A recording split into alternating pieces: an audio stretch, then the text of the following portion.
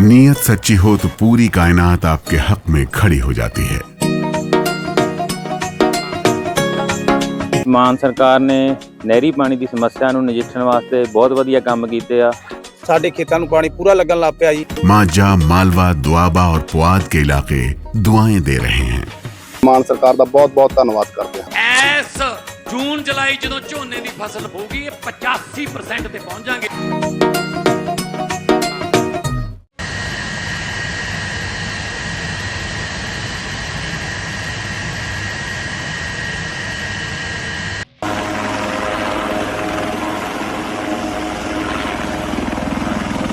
भारतीय नौसेना ने फिर एक बार साबित कर दिया है कि समंदर की लहरों का राजा आखिर उसे क्यों कहा जाता है। गल्फ ऑफ अडेन से एक ऐसी खबर सामने आई जो मालवाहक जहाज़ों के लिए बड़ा खतरा बन सकती थी, लेकिन इस खतरे में भारतीय नौसेना ने जाबाज मार्कोस कमांडो के साथ दिखाया कि समंदर का राजा भारतीय नौसेना है। तारीख 1 जुलाई, जगह जिबूती के तट से 300 मील दूर समंदर के बीचों बीच अचानक एक जहाज़ से चीख पुकार मचती है।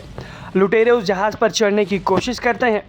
गोलियों की गड़गड़ाहट सुनाई देती है और जहाज़ के सभी क्रू मेंबर्स खुद को जहाज़ के कमरे में बंद कर लेते हैं।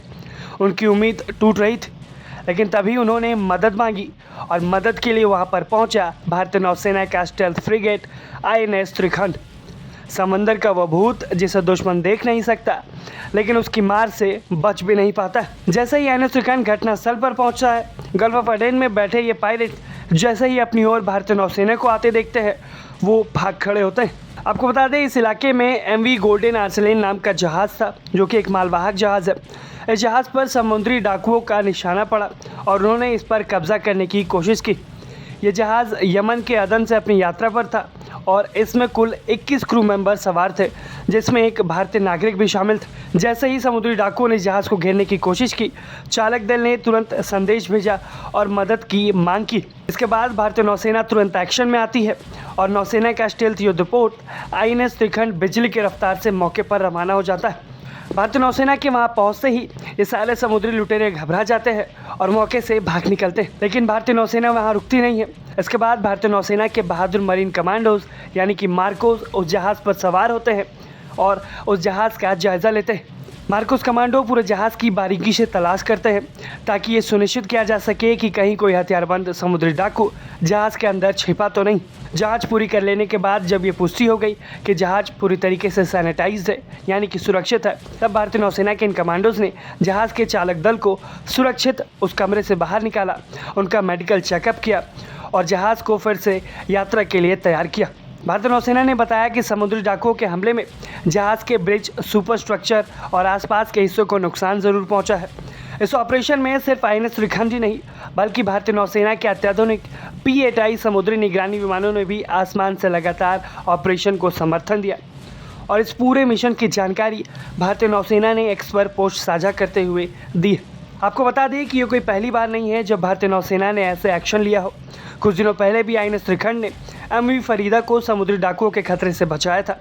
वहीं मई के महीने में INS कोलकाता ने भी एक व्यापारी जहाज़ पर संभावित समुद्री डकैती की कोशिश को नाकाम किया था। यानी कि साफ है कि हिंद महासागर और गल्फ ऑफ एडन में भारतीय नौसेना लगातार चौकसी बनाए हुए है और यही वजह है कि आज भारत को इस इलाके का प्रीफर्ड सिक्योरिटी पार्टनर माना जाता है, यानी कि भरोसेमंद सुरक्षा साझेदार। समंदर में हज़ारों किलोमीटर दूर तक जब भी किसी व्यापारी जहाज़ पर खतरा मंडराता है तो वो याद करता है भारतीय नौसेना को। अगर भारतीय नौसेना आसपास है तो समुद्री डाकुओं का बच पाना मुश्किल है। एक बार फिर भारतीय नौसेना और उसके जाबाज मार्कोस कमांडो ने दिखा दिया कि भारत सिर्फ अपनी सीमाओं की ही नहीं, बल्कि अंतर्राष्ट्रीय समुद्री मार्गों की सुरक्षा में भी अहम भूमिका निभा रहा है। आप भारतीय नौसेना के जाबाज मार्कोस कमांडो के इस एक्शन पर क्या कुछ राय रखते हैं, हमें कमेंट सेक्शन में ज़रूर बताएं। ब्यूरो रिपोर्ट, भारत तक।